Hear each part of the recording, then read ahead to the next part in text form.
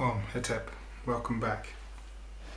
So you'll see that in this process of tending the wounds of racialized trauma, we go through a sequence. We arrive, we check in, and then we come to the somatic inquiry. So I may use a somatic elicitation, which might be a phrase or a question that will elicit a somatic expression in the body. So it may basically invoke a sense of the racialized wound which we want to explore so that we can tend it. So the somatic inquiry itself first starts with being able to maybe feel into a sense of a racial trauma, racialized trauma. And as we feel into it, we might want to be able to specifically locate it.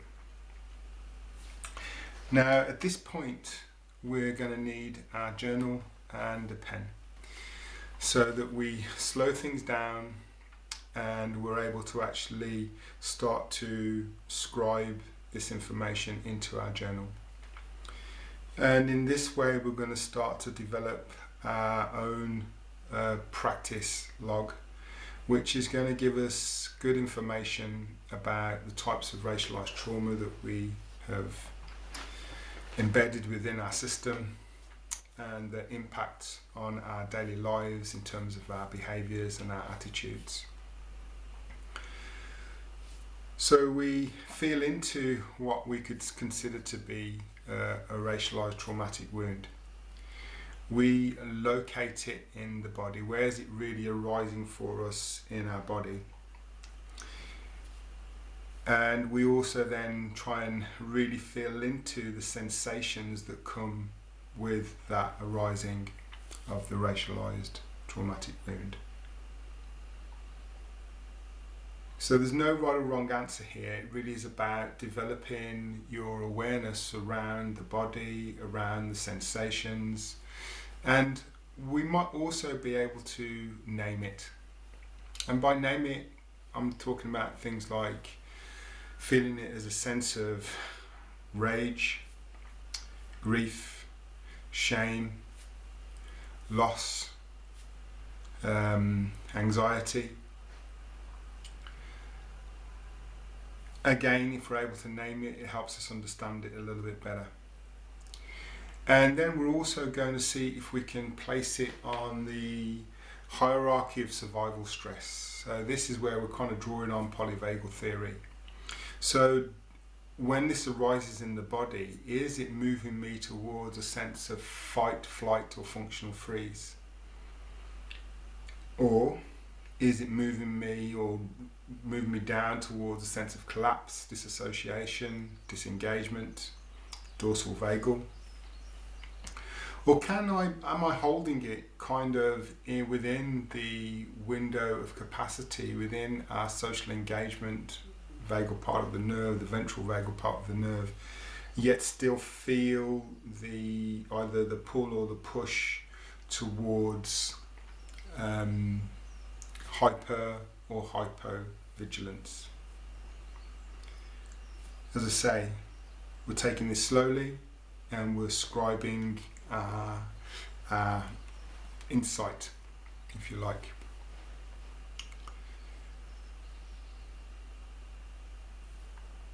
Once we've done that, we then move into our practice, our physical practice, our asana, our qigong, and we'll move through some sequences, some movements, some practices, and then we'll start to prepare to come back to our somatic experience of our racialized wound. And we'll prepare we prepare the physical body and the physiology through our asana and our qigong. We're also going to further prepare the physiology, and also the energetic body. And this is where we start to move into the realms of yogic understanding, both classical Indian yoga and also ancient Kemetic yoga. So we want, for example, we want to really kind of have our nadis, the energy channels, for sekhem, for prana, to be open and receptive so that the prana can flow through them fluidly. So we may do some pranic breath practices. We may do Nadi Shodhana, purification of Ida and Pingala, the two main left and right channels, two main nadis of the body. And this is so that the actual practice that we then engage in to tend the wound has the best chance of having an impact, because our bodies now are in a more physiological receptive position from the different asanas and qigong that we may have done, and also our energy body is in a much more receptive and open way of being, to again be receptive to the tending of the wounds that we will be doing. And that tending can take various different shapes and forms, from directing prana shakti, sekhem, chi, to the specific location in the body that we identified as the location where the wound was really sensorially felt and arose for us. It could be doing a visualization, it could be directing our breath there, it could be a combination of these different things, it could be a sound practice where we recite a particular mantra or just a particular sound, and again directing it into the area of the body where we had the somatic sense of racialized trauma arising. And then we move towards closing the whole session. And it's likely at that point then I will also encourage us and invite you to do some archetypal Kemetic yoga postures, so that we can really embody strength, character,